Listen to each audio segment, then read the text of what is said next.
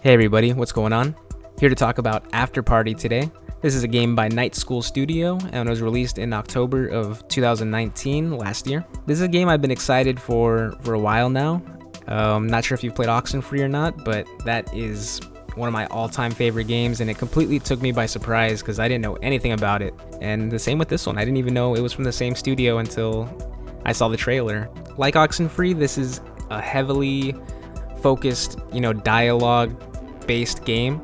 You're going to be making dialogue choices throughout, and I love that in Oxenfree. I love that in this one. It works just as good as it did then, and probably even better because it's, polished a little bit more.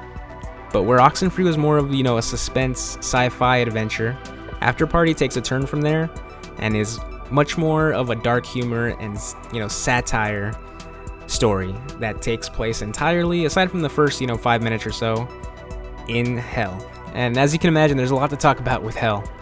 But what this game focuses on most is character. The power of bonds and friendship within those two characters that you have, Milo and Lola. Those are the two characters you're following throughout this entire thing. And really just, going on this adventure along with them and as them to sort of navigate their friendship in this horrible thing that's happened to them, and to try to figure out what's going on, what happened, how did they die, why did they go to hell and all that. And it's very, very interesting to just go through all that in the realism of just actual friendship conversation. Now, I do have to mention the voice acting in this, which I thought was fantastic across the board. Janita Gavankar from Battlefront 2 as Aiden Versio, here as Lola, was great. Not gonna remember the other actors' names because, I don't know them from anything else.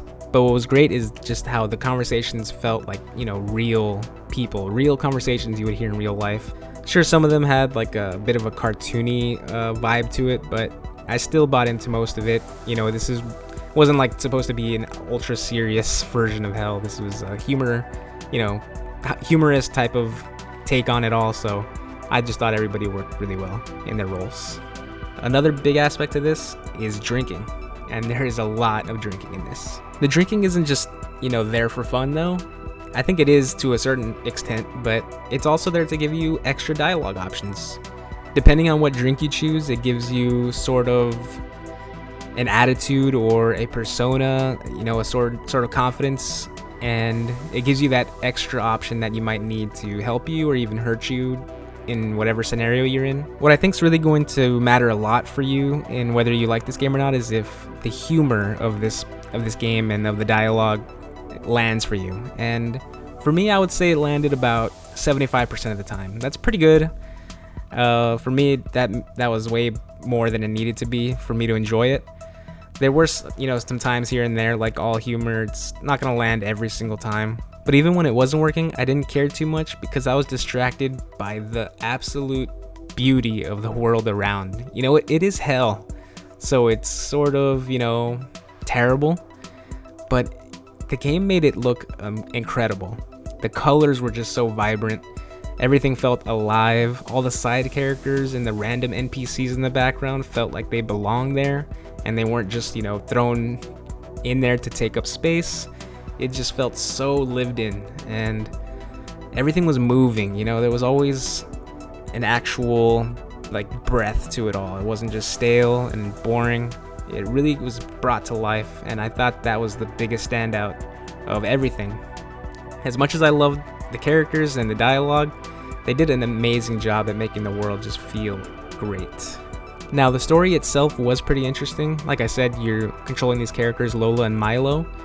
And I guess I didn't mention it up top, but the reason you're in hell is actually not told to you. You're just kind of sent there. You gotta, that's part of the story, kind of trying to figure out why and what happened, how did they die. And what you learn pretty early on is one way to get back to Earth and back to their lives is by out drinking Satan. So that's your objective, that's your ultimate, goal. And that's a pretty interesting goal to go towards, and a pretty fun one at that. I guess another thing I didn't mention yet were what you have to do in the game, really. The objectives of it all, it's not 100% just pure dialogue based. And that's actually what I would point out as one of the cons, maybe the only con I have for the game. And only because there were a lot of times when you had to sort of run back and forth. Like, you would have to go somewhere to do something or talk to somebody, and then you'd have to go somewhere else but run all the way back, that like manually. Like, there's no way to just fast travel somewhere, so you'd have to go all the way back with the characters, run through the entire part of that map, go on the taxi, go back to the other part of the map, do something there, and then sometimes you'd have to go and do all that over again, basically go back and forth a few times.